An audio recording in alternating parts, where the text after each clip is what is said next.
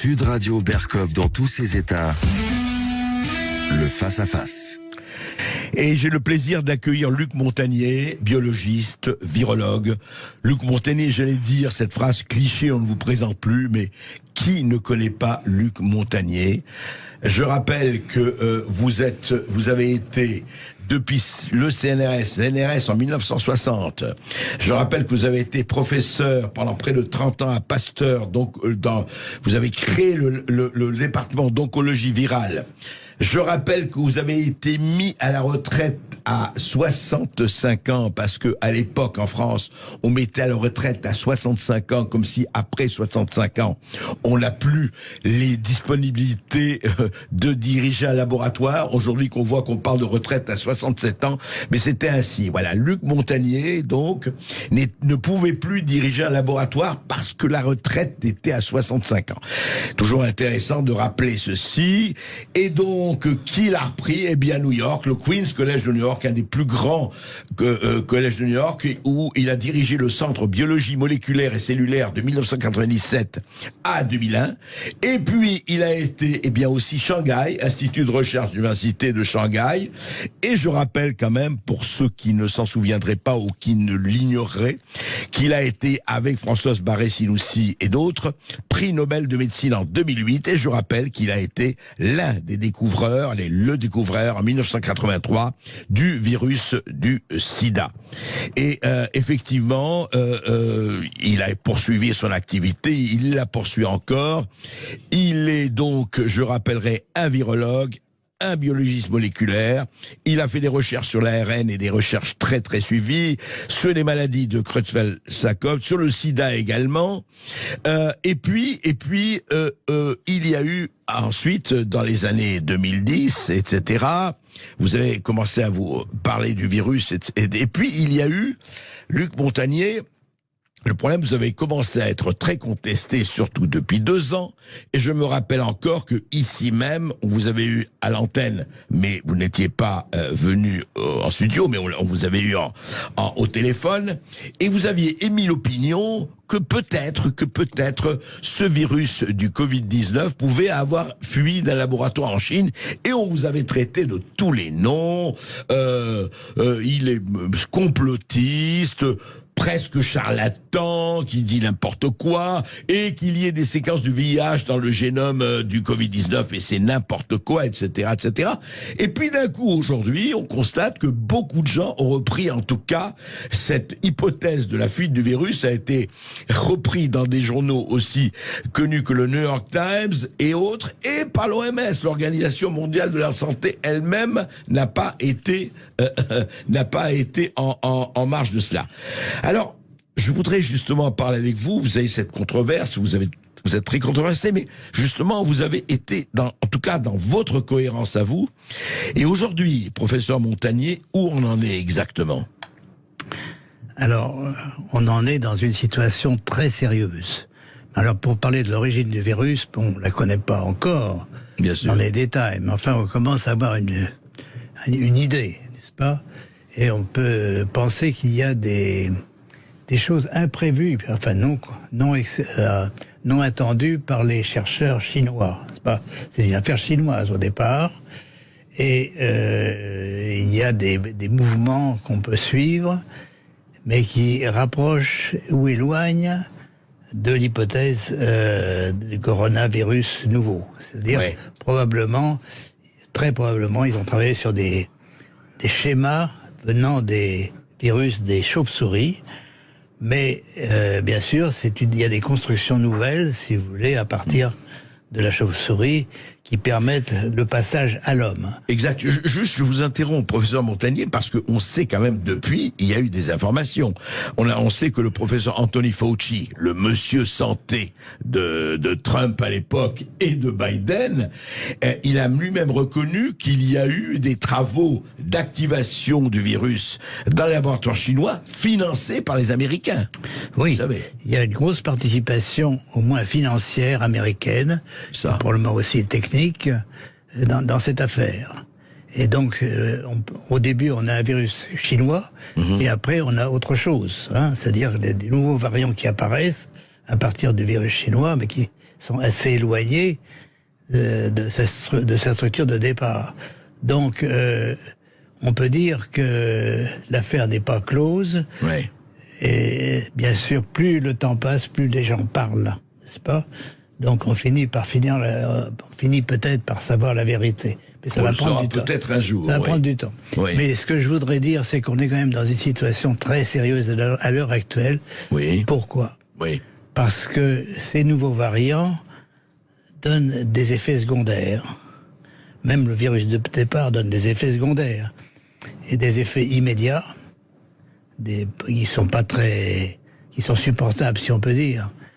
Mais ensuite, des myocardites, des effets cardiovasculaires, et qui tuent. Il y a des gens qui meurent de ces myocardites, des effets du vaccin.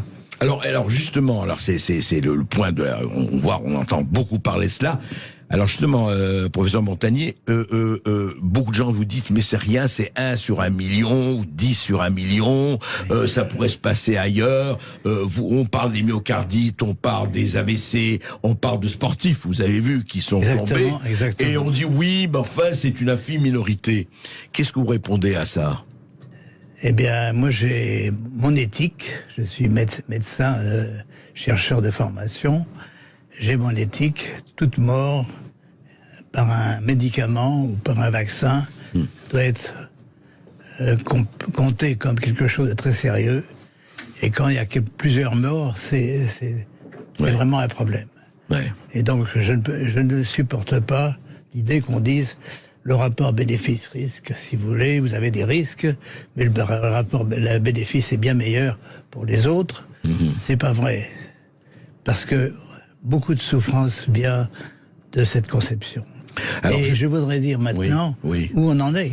Oui. On en est à la troisième phase. Troisième phase. La troisième phase. Première phase, c'est les effets secondaires assez communs, mais qui ne durent pas très longtemps, mais qui donnent déjà des morts. Et vous avez ensuite les effets cardiovasculaires, mais maintenant vous avez l'effet des prions. Et je voudrais surtout vous parler de ça aujourd'hui. Et troisième phase, disiez-vous, il faut parler des prions. Oui. Alors, de quoi voulez-vous, de quoi s'agit-il? Eh bien, ce sont d'autres morts qui arrivent. Et ces gens sont morts de la maladie de Creutzfeldt-Jakob. Cette maladie est très rare. Normalement, quand elle est sporadique, c'est 1 cas sur 1 million. Et là, c'est un groupe déjà de 7 personnes, indépendantes les unes des autres, avec des médecins différents, qui sont atteints de cette maladie après, avec un facteur commun, après 2 doses de vaccin Pfizer. Voilà. C'est la deuxième dose que ça apparaît, des petits signes, et puis les signes généraux, véritablement pathognomoniques de la maladie, ça apparaissent. Mais et quand vous dites, alors, est-ce que 7 personnes, ça signifie vraiment quelque chose? Parce que, on peut vous dire, oui, attendez, effectivement, mais elle existe, comme vous dites. Bien sûr, une personne. Est-ce qu'on peut pas prouver que c'est causé par les vaccins? On ne peut pas prouver, mais on a quand même à regarder cette hypothèse. Puisque c'est le seul facteur commun entre ces personnes, c'est d'avoir reçu ces doses de vaccin. Toutes ont été vaccinées. Toutes. Par le même vaccin.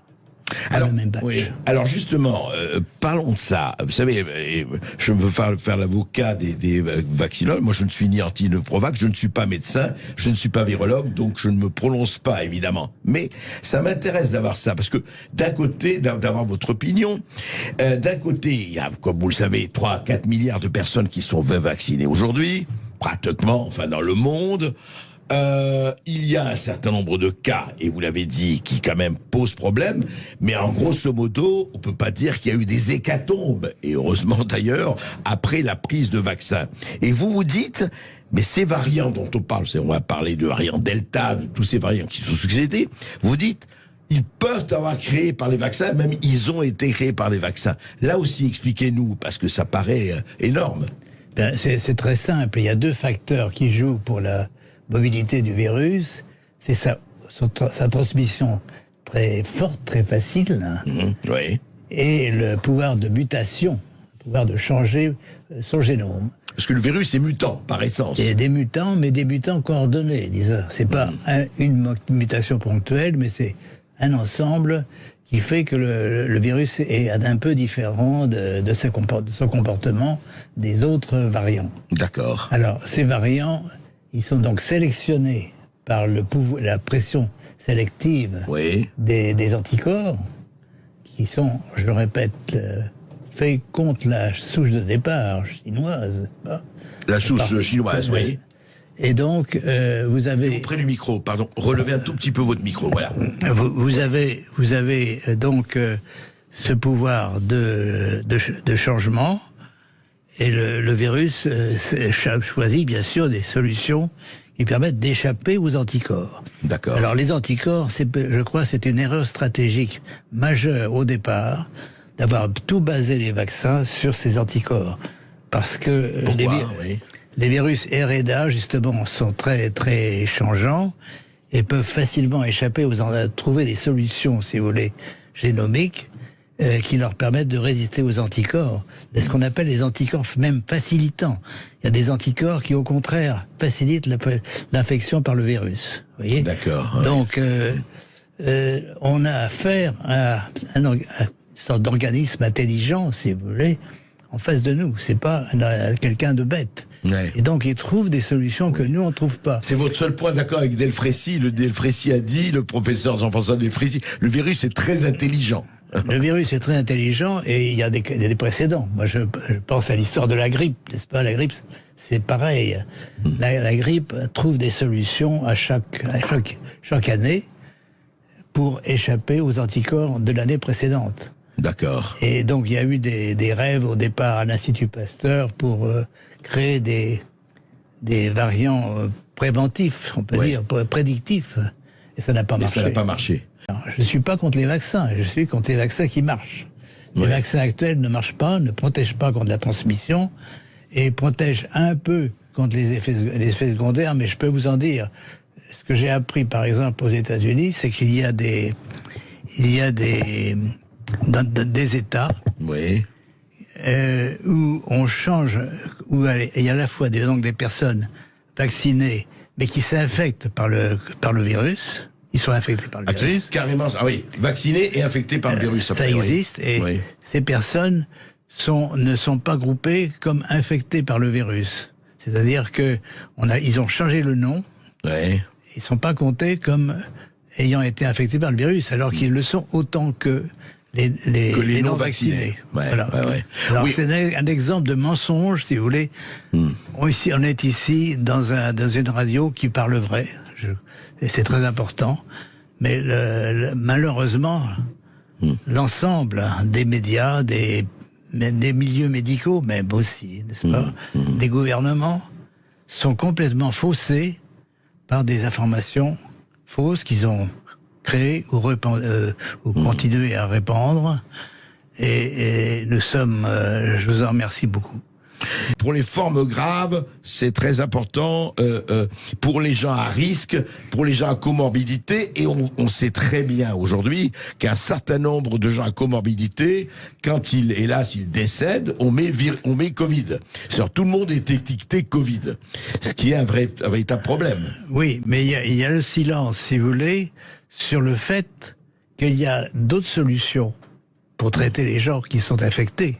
Lesquels ? Ce qu'on appelle les traitements précoces, n'est-ce pas ? Alors on va sortir l'ivermectine, la Raoult et compagnie. Raoult et compagnie. Ça marche. Les pays qui utilisent ça ont moins de cas graves, justement. Alors, c'est un mensonge par omission, si vous voulez. Pourquoi ? Parce que il y a une sorte d'engrenage où les médias, les fabricants, ont eu une influence très importante pour dire consigne, on ne parle que du vaccin, pas d'autres solutions. Il y a d'autres solutions qui ne coûtent pas cher en plus. Justement, professeur Montagnier, on a commencé à parler des prions et on a commencé à parler des effets secondaires, notamment sur des sportifs et autres. Mais vous dites, et pour le moment, on a dit, on va pas revenir là-dessus, que c'était pour le moment très, très, très, très minoritaire, qu'il y ait quelques cas, mais vous dites, attention, nous sommes dans un processus qui peut effectivement, donner des conclusions. Oui. Qui va boule de neige. Oui, absolument. Mais comment ça se fait? Alors, expliquez-nous. Ben, les prions, d'abord, sont contagieux, on peut dire, n'est-ce pas? Enfin, évidemment, ils ne sont pas contagieux par l'air, pour l'instant. Oui, ils ne sont pas transmissibles d'humain à humain. D'humain à humain, mais enfin, il faut se rappeler quand même de l'histoire de la vache folle, n'est-ce pas? Et de l'histoire aussi de 120 enfants, ou 119, qui sont morts de Creutzfeldt-Jacob, parce qu'ils ont reçu chacun une injection d'hormones de croissance préparées à partir du cerveau, de l'hypophyse de gens âgés.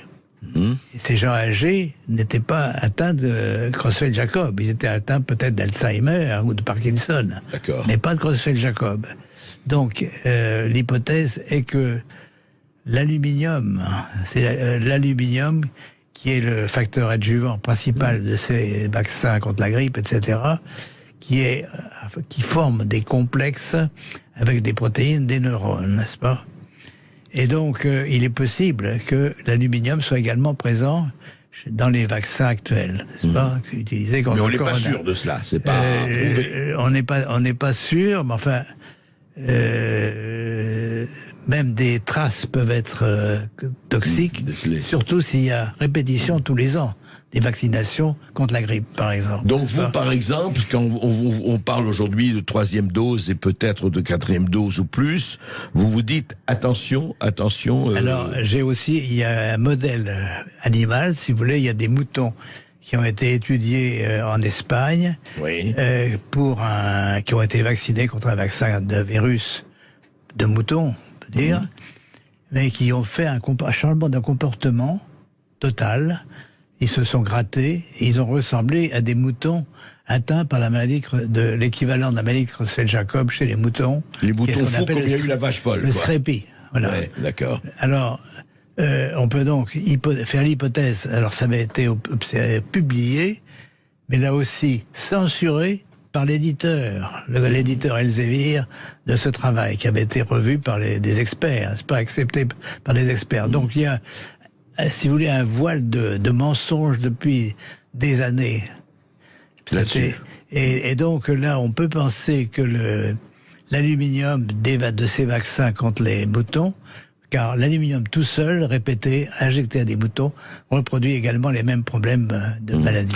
Donc on peut imaginer qu'il y a chez l'homme, si vous vaccinez de façon répétitive avec un vaccin contre l'aluminium, vous créez un terrain de croissance des prions. Vous dites en fait, si vous avez un problème, faites une sérologie, faites un examen de sang, et si vous avez suffisamment d'anticorps, vous n'avez pas besoin de vous faire vacciner, grosso modo, c'est ce que vous dites ou pas, vous? Non, si vous avez soit des anticorps, soit non. Il y a des gens qui ne font pas d'anticorps, mais ceux qui font des anticorps peuvent s'infecter à nouveau quand même par le virus. Ouais. Je répète, parce que le virus utilise des anticorps facilitants. Faut pas oublier ça. C'est bien connu, notamment pour la dengue, n'est-ce pas? Mais apparemment, personne ne parle de ça. Oui, parce qu'on dit les anticorps, ben justement, ça protège. Les anticorps ne protègent pas. D'accord.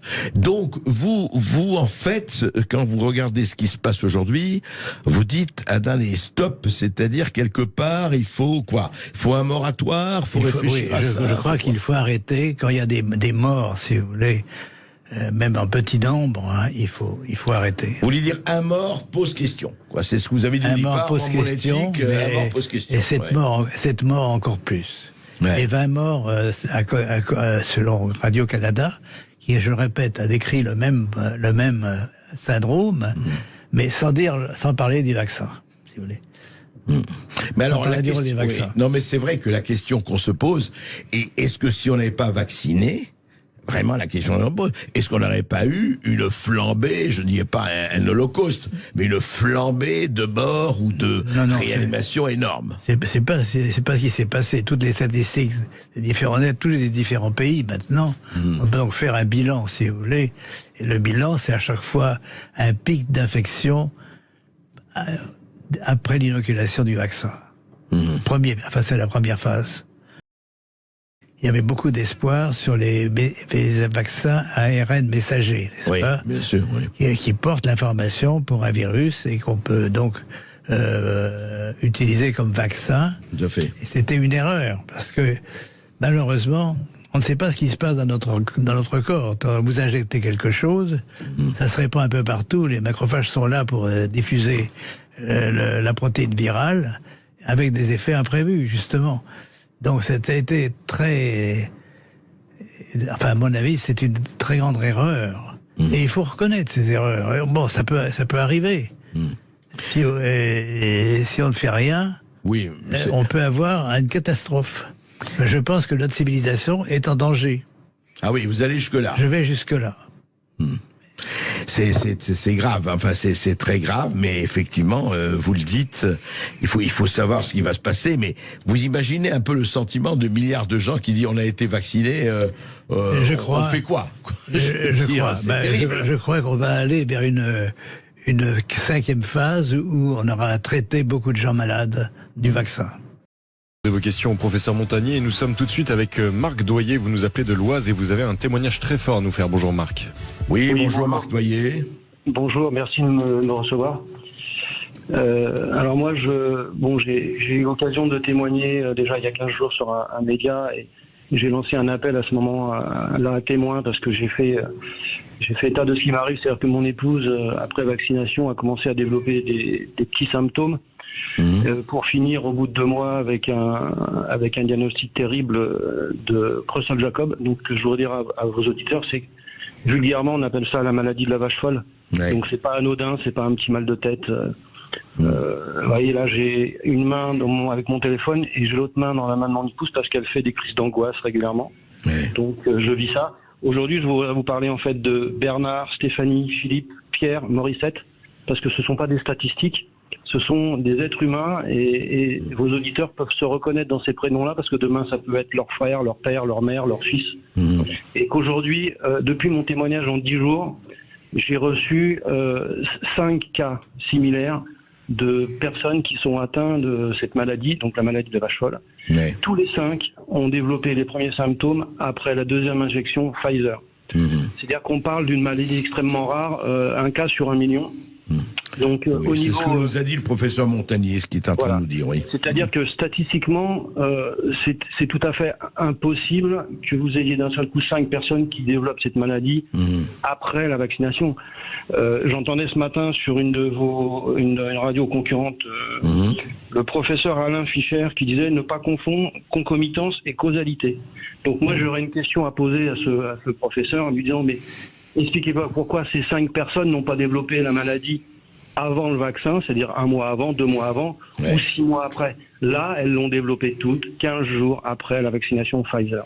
C'est-à-dire qu'aujourd'hui, je crois que le professeur Montagnier a dit tout à l'heure qu'avec un accident, il faudrait arrêter le vaccin. Là, il n'y en a pas un, il y en a 5. Il y en a même en réalité 6, parce qu'il y a une famille qui est tellement ravagée qu'elle ne souhaite pas témoigner parce qu'elle préfère oublier tellement cette maladie est dure. Moi, je vis un enfer au quotidien. Mon fils Romain vit un enfer au quotidien. Les filles de Morissette, Christelle et Corinne vivent un enfer au quotidien. Aujourd'hui, si je témoigne, c'est parce que je trouve que maintenant, on ne peut plus parler de bénéfice-risque, mais on doit parler de principe de précaution, parce qu'on n'a pas le droit d'imposer ça à des familles. Voilà.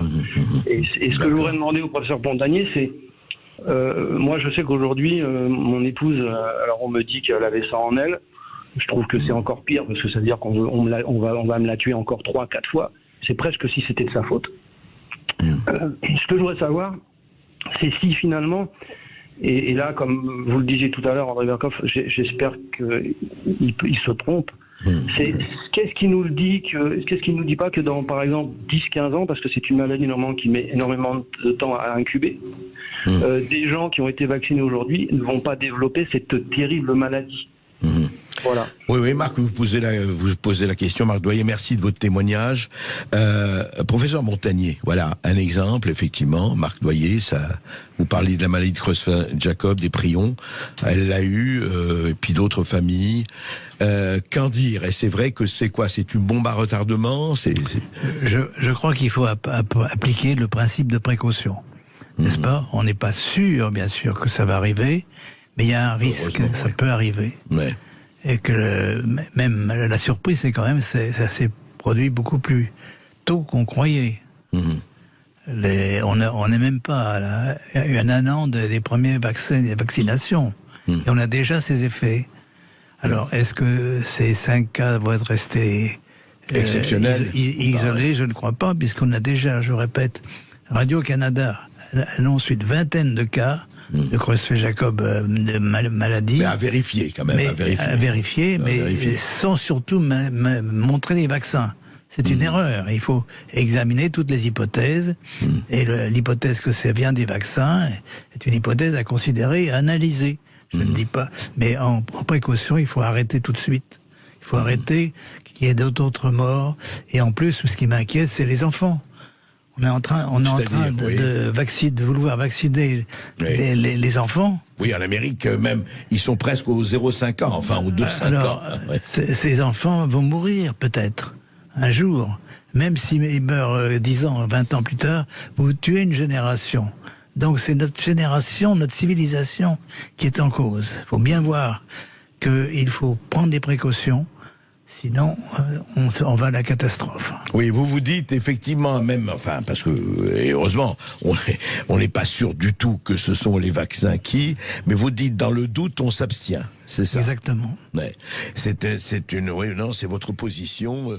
Augustin. Merci Marc pour votre témoignage. Nous sommes maintenant avec Pierre.